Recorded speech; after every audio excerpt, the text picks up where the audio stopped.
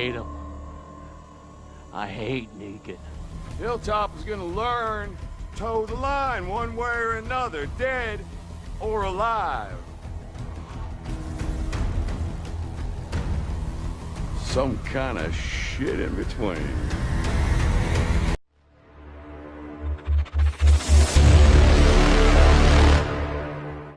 Welcome to NocBro Nation. Welcome back, guys. Hello, everyone. Today we are here to give you our review of The Walking Dead, Episode 11, Dead Or alive. or Alive, or. Or Or what? I actually, mid-sentence, forgot the title. But that's why I have you here. Well, that's not the only reason. But that's right. Anyway, guys, apologize for not giving the predictions video. We had some technical difficulties and we weren't able to record that in time. But in essence, when we did record our predictions video, from what I remember, we predicted it was going to be a slow episode, but not like this. Yeah, to be honest, guys, it was kind of a very blah episode. Just very filler. Is a good way to put it. A lot of filler. It hit all the synopsis points. It hit on dead on. It did its job by hitting the synopsis points, but there were some irrelevant things. There were some very annoying things about this episode. Yeah. So let's get into it. We pick up where we pick up with Daryl and the rest of the survivors of the Alexandria starting to make their way back to the Hilltop. Mm-hmm. And matter of fact, we did put this in our predictions video that it basically at the end of the episode, everyone would be converged on, to the hilltop. Yeah. Mm-hmm. And this was very much so where we have the Alexandrians making their way, like I said, to the hilltop, led by Daryl, Rosita, and Tara, and Dwight. Mm-hmm. And yeah, this is one of those things that, just irks me because the whole Tara and Dwight thing. Look, I know this dude murdered Denise. I get that, right? Mm-hmm. He even at one point apologizes. Mm-hmm. He says to Tara that he feels bad. He's sorry about Denise. He knows that even him saying that won't change anything. Mm-hmm. But here's Tara basically turns to the Rosita and Daryl and says, "Why is he here? Why can't we just kill him now?" Right. And what I don't like is that even Daryl says to her, "Not now." Yeah. Later. Dude, you're still planning on killing him? You wouldn't have known anything from the Saviors if he wasn't sending you those notes, man. He is chosen a side, which he said numerous times. I have chosen my side. And it's also I was thinking, Tara, you were once with a very brutal man who probably hid it from you. She didn't know. She didn't know, but still. I mean, people can change sides, People can change. People can change, exactly. But Daryl made his choice, and Dwight made his choice. He's there to help. But I'm so sick of it. Even Rosita was like, "Look, we just lost a kid. Let's just stop trying to kill him right now." Yeah, and it's just annoying me because it's this guy is one of the main reasons why you guys have made so many advancements against the Saviors. Mm-hmm. And they still doubt him. Maybe not Daryl as much, but Tara does.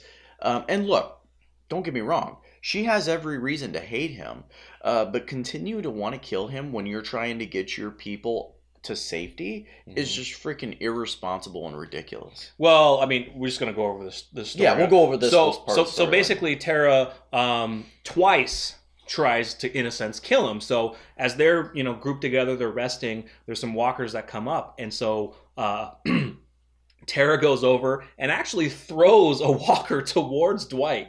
You know what I'm saying? She grabs it and throws it to him, and Dwight takes it down, and she's like, "See, he can handle it himself." That was the first one. That scene very much so reminded me of when Rick was in the prison and they ran across that prison crew. Mm-hmm. And there was that long-haired prison fellow that threw a walker into Rick, and Rick ended up red machete in his ass. And then he looks at Rick like, okay. And then the second time, as they're... So Dwight mentions that, Negan is going to be positioning all around every single point to the hilltop except the swamp because it's dangerous. And they're clearing out a path because there's tons of swamp walkers Them in there. as in Daryl and Rosita and them. And Taro decides to stay behind. They don't. And I think even Dwight wants to go, but they're like, no, you're staying here. And so other walkers are off in the distance, and she has Dwight come with her. And this is where she actually fires a shot at his head. After he takes down a couple, this is where he apologizes for killing Denise, and she tries to kill him. Yeah. And there's a chase. He runs off, and she's about ready to kill him again, and there's saviors that are walking because they're canvassing the area. And I thought for a second she was just going to be like, you know what? I'm just going to give up our position. Let me just kill him here. You know? Forget everyone else. Forget giving up our position. I'm going to kill him because I just want vengeance. It wouldn't have surprised me because she is honestly so... she's being selfish, unfortunately. And I mean, for the right reasons, because she's pissed off at someone that killed someone that she loved. And I completely get that. But for the wrong reasons is what we're doing. Yeah, I mean, at some point, you got to take into effect you have other people's lives right now in your hands. And, you know, Dwight did the smart thing and jumps out of the bush that they're hiding in and basically reveals himself to the saviors, while Tara is still hiding in said bush. Thinking that he might give them up because she doesn't trust him, which he doesn't.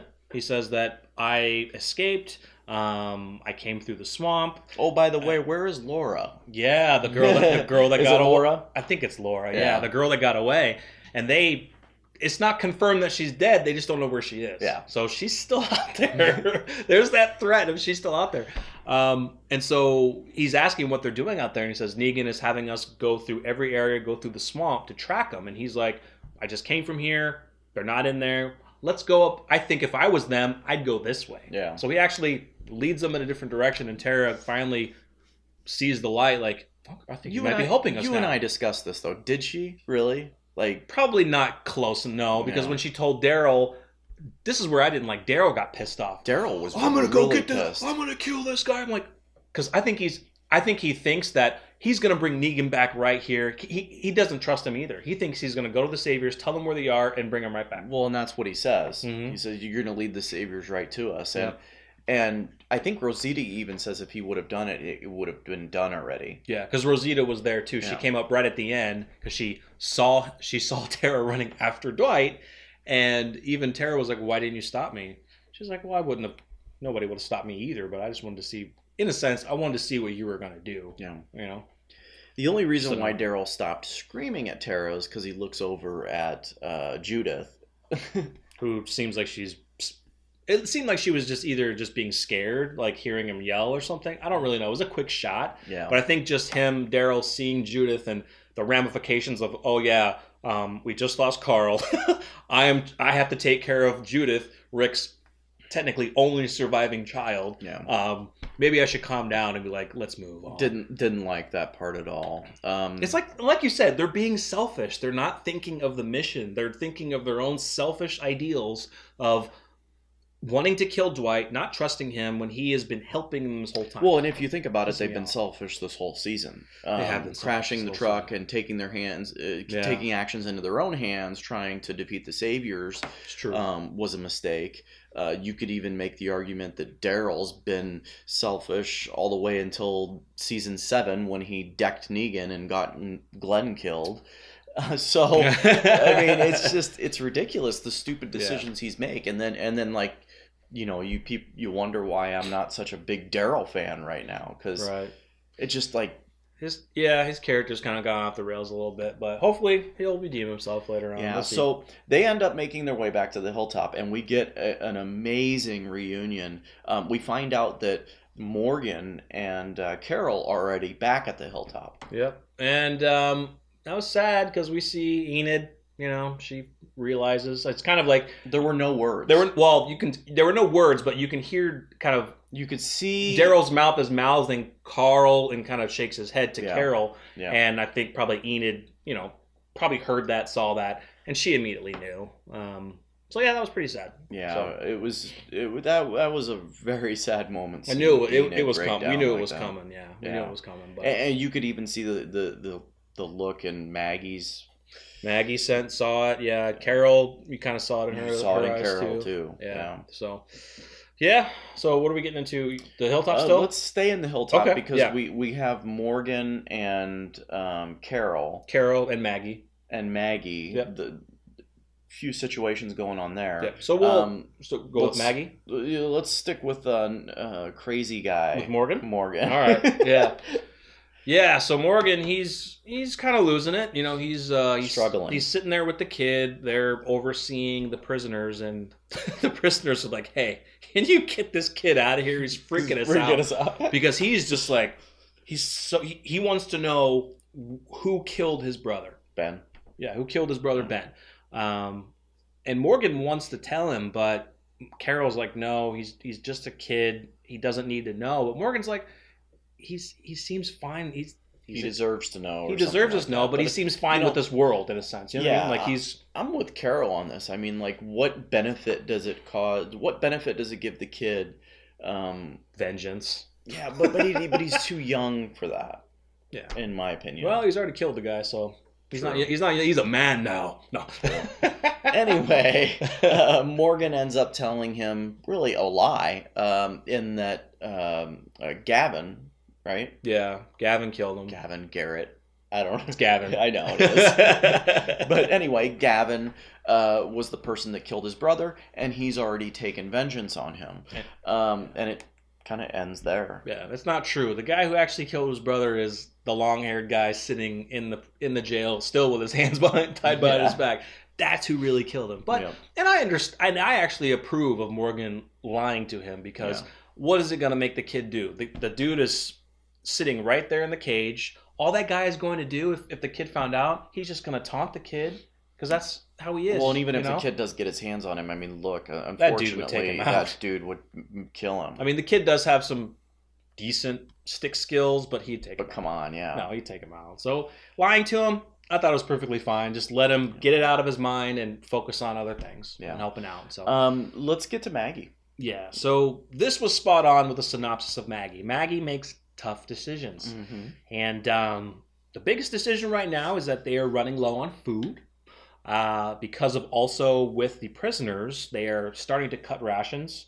And, Jesus is out there scavenging as well. But she does make the decision to cut the prisoners' rations off completely. Yep.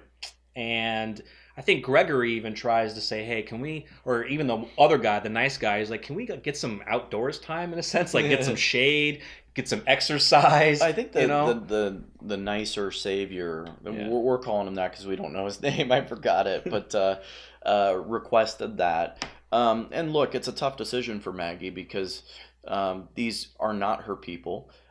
She considers them the enemy, and she choose between her people and the enemy. Who are you going to feed?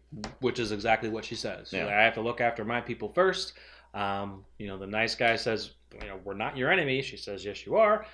They're just, I get it. Gregory even tries as well, and Maggie's not hearing her right now. In the end, she does. She does. She changes her mind. Yeah, in the end, she decides that the best course of action is to give them their freedom, let them guarded come out in pairs, and take their walk or their recess break, I guess is what you want to call it. Play some basketball, whatever. Yeah. So I think it was good on her part. I mean, she's a great leader. I think she's understanding. Okay, yes, they are prisoners. We do have to. That's the mindset. I don't know. Her mindset goes back and forth with Rick. It goes back and forth with, do we kill them all, or we're going to have to survive with people at some point? So do we not kill them all? So they're going they're teetering back and forth each time. And I think that because of how Maggie is, I think the goodness of her, and of course, I think also Glenn is coming out of her too. Yeah, but you also got to think she's probably still an emotional wreck. And emotions are just going back and forth, and forth. And also dealing with everybody else who thinks of her decisions too. So, one thing that kind of upset us, as well as a lot of other viewers, why is she not showing yet? Yeah, she's not showing. Why can you not put that in there yet? Like, yeah, and this is where we'll get into it when we get into Father Gabriel and Dr. Carson, is she's not showing and she's not sick anymore. So, but the biggest thing, is why is she not showing? I mean, but we got to think about this though. It's been, the season 8 where we are right now, we're going day to day. Exactly. You know what I'm saying? We're going day to day. These aren't months going by. These are a day, 24 hours, I couldn't agree whatever, more, but I do not know when it was announced on the show when she was pregnant. I almost want to go back and try and figure that out. Season 7 somewhere in there. Season 7 somewhere. Yeah. Somewhere in season 7, I think. But even still, season 7 to season 8, I think, is a matter of months. So maybe she might only be 3 months pregnant, maybe. All right, so now we're going to go into the Negan part of the episode and lean back. So this was mainly centered around Eugene. Mm-hmm. We get Negan's revelation that he found out that Dr. Carson and Father Gabriel had busted out. And he's kind of having his meeting with Eugene, asking Eugene how he thinks that the doctor and Father Gabriel had escaped. Mm-hmm. Kind of prying a little bit, right? I think I don't know if Negan, I think Negan tests everyone he speaks to. Absolutely. So, and he does test Eugene because he says, I'm going to find him. And when I do, I'm going to find out how they got out. Right. But Eugene, he's very quick on his feet. And he kind of says it was Dr. Carson who let him out.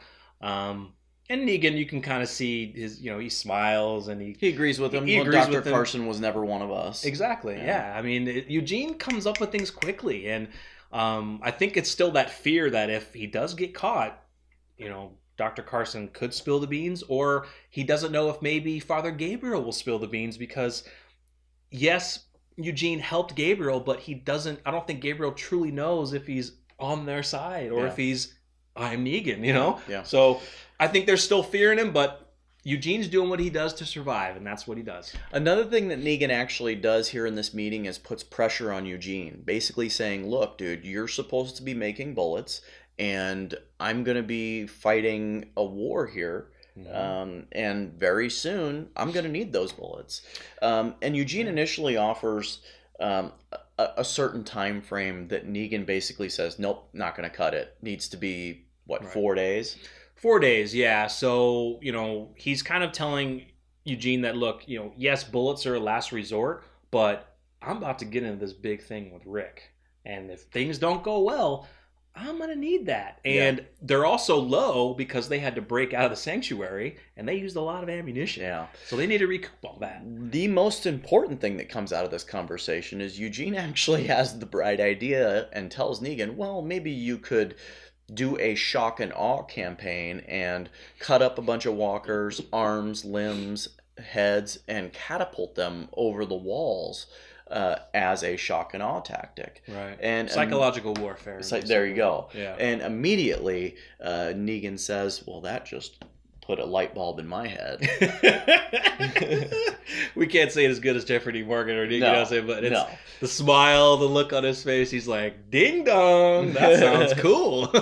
And we actually get an iconic comic book scene where he is showing his saviors. Now, I don't think it was exactly like this. Mm-hmm. If I'm not mistaken, I think this actually happened in the midst of war. They were in the middle of a battle and Negan discovered this.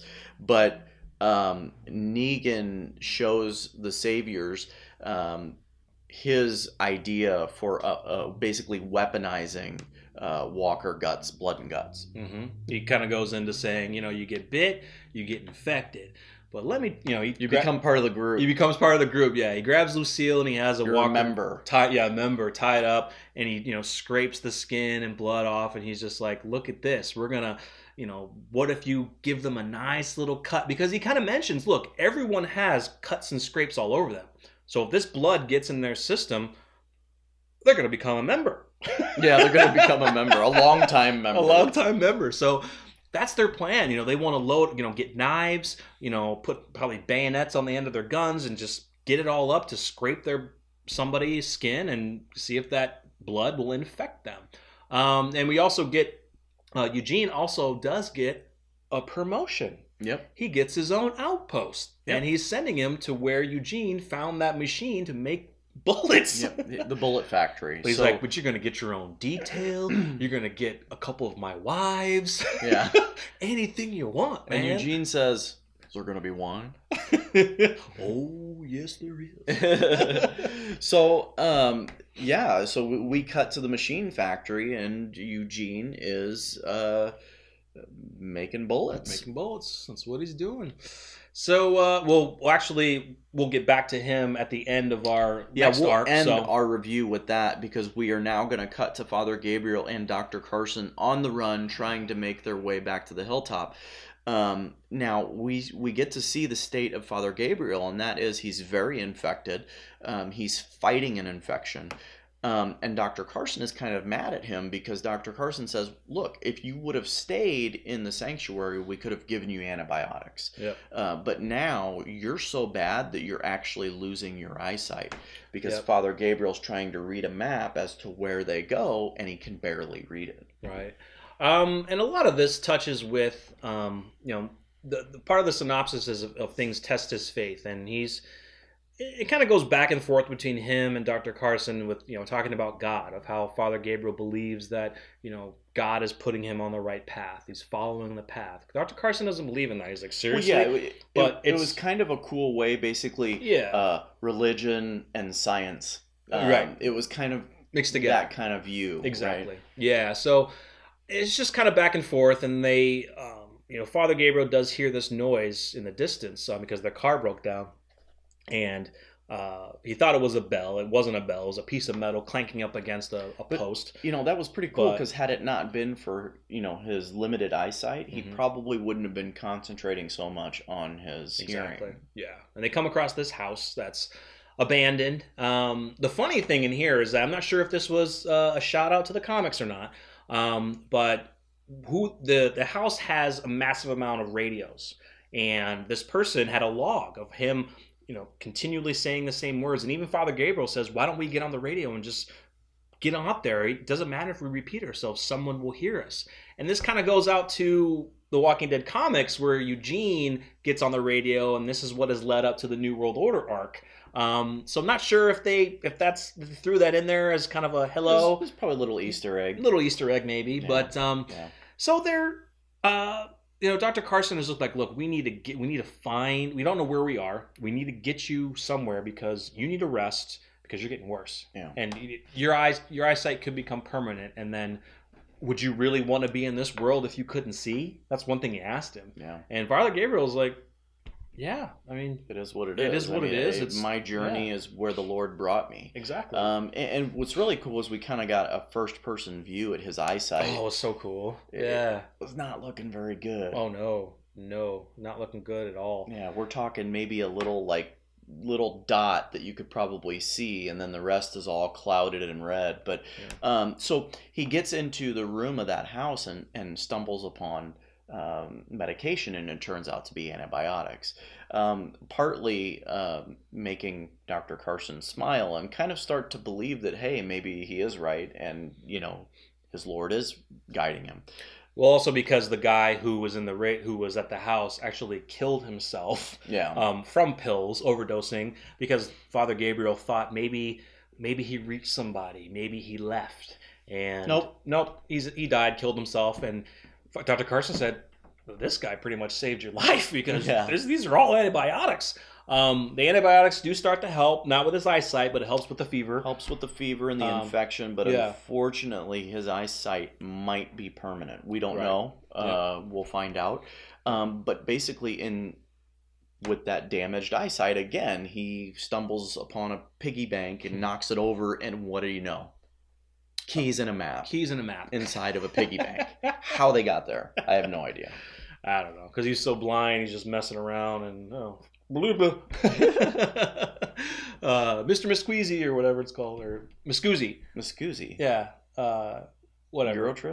Eurotrip in the office, too. Okay. Anyway, Mr. Miscusi. Anyway, so they start going towards the garage. Dr. Carson goes toward the garage, and busted. Father Gabriel starts that clanking sign that was hitting against the thing. He focuses on it. I was at the wrong part. I forgot about this. No, as they're going through the garage, Father Gabriel looks at that sign again that's hitting the pole, and he can actually see part of it. And I saw a quick look. I think it says danger. Bear traps. Bear traps. Mm. And unfortunately, Dr. Carson stepped in a bear trap. Yeah. And then walkers come out. Of course they do. Which I thought, like, okay, that I when I started going to that house, I was like, okay, that thing is banging. That's noise. There's going to be walkers around there. Yeah, you're absolutely right. But there were some other walkers caught in bear traps too. Well, as soon as they started walking towards Dr. Carson, they themselves got trapped. Oh yeah, they got trapped as well. Bear traps. But what was very interesting about this, again, Father Gabriel uses his faith, actually closes his eyes as he's shooting towards Dr. Carson while Dr. Carson is struggling with a walker. He does open his eyes right at the end. Okay. He was like concentrating, and I was like, is he going to shoot blind? But then he opens his eyes again, so I think he was calling upon his faith, the Lord, to give him the strength to see straight to kill the walker on top of Carson before it bites him, and he does. So it was pretty good. Yeah. But yeah, his leg's done, ankle broken. But then as they're getting ready to get in the Jeep and head out, because they fired a couple gunshots. Now I can say it. Busted. The Saviors caught him, and they're taking him back to Negan. Yeah. They are. So they've got Father Gabriel loaded up on a truck as well as Dr. Carson. Unfortunately, Dr. Carson sees a gun and decides to take an opportunity in snatching that gun and trying to kill the Saviors. I don't know what he was thinking because it was just immediate. Like, as soon as he reached for that gun, he was dead. They shot him. Father Gabriel was, he was kind of down on his luck after they got caught, and he was kind of saying something like... Well, he was still upbeat. He was still a little saying that I'm still being guided. Right. And I think Dr. Carson did that. He was going to try something to help change the course. I think he was going to try something, either help kill them all so he can escape or something. Fortunately, he was killed immediately. Do you think that maybe after all the good luck they've been having and Father Carson maybe saying, hey, maybe he is guiding us, so I'm going to take this chance. Maybe he started to believe a little bit. Maybe he started to believe a little bit. Maybe. Unfortunately, believed a little too much. Yeah. And even one of the guys, one of the Saviors were like, dude, crap, we were supposed to bring him back, not kill him. Yeah. So the biggest gripe that I had about this is... It was a pointless... It was pointless. Dr. Carson was basically irrelevant. Here are the reasons. Maggie is only 3 months pregnant, and she's not sick anymore. So I know the last time Father Gabriel saw Maggie, she was probably not looking good. The whole purpose for Father Gabriel was to get Dr. Carson back to help Maggie with the birth of her child, which isn't coming for another 6 to 8 months, and possibly 24 months. It's actually not happening. Yeah. And then to help her get better. So I just thought it was just irrelevant. We are forgetting that Sadiq, during a scene in the Hilltop in this episode, mentioned that he was a resident, or he didn't say he was a resident. He did say that in a previous episode. He has medical experience. Yeah. But he has medical experience and offered to work in their hospital. So we do kind of have a replacement in a way for the doctor. Sadiq, I can see being a doctor, probably becoming the main doctor. Mm-hmm. But yeah, it was such a pointless storyline. It was. Filler for the episode. And look, we're going to have those. Mm-hmm. Gosh, I think Game of Thrones even has filler episodes. Oh, yeah. It's like not every episode is, balls to the wall. Yeah, you're going to get them. So where we kind of end, backtracking with Eugene, is Negan brings in Father Gabriel to Eugene. Says, you know what? I was right. It was Dr. Carson. Mm-hmm. Or Eugene, you were right. Yeah, it was Dr. Carson. And I think even Negan asked, Father Gabriel, how did you get out? And even Father Gabriel says, it was Dr. Carson. It was Dr. Carson. So he didn't give up Eugene. And so Negan is having Father Gabriel get put to work with Eugene, sorting out bullet casings. So, Eugene kind of says his little pleasantries for a minute, and then he's just like, get to sorting. Yeah, so brutal. Yeah, it's like we said. Obviously, Father Gabriel is left there questioning his faith again. which is sad because the guy's been through so much. It's been through hell. For some of it's the fault of his own, right? I mean, he murdered his parishioners, or didn't murder them, but caused their death. Well, he also tried to save Gregory, and that's how he got caught. Yeah, so. And look, he's questioned his faith so much and been brought in the right direction, and now it just seems like he's at an all-time low. So we'll see where that goes with that. But overall, it was an okay episode. Yep. So, we're looking forward to the next episode. I think this is going to be kind of an action-packed episode.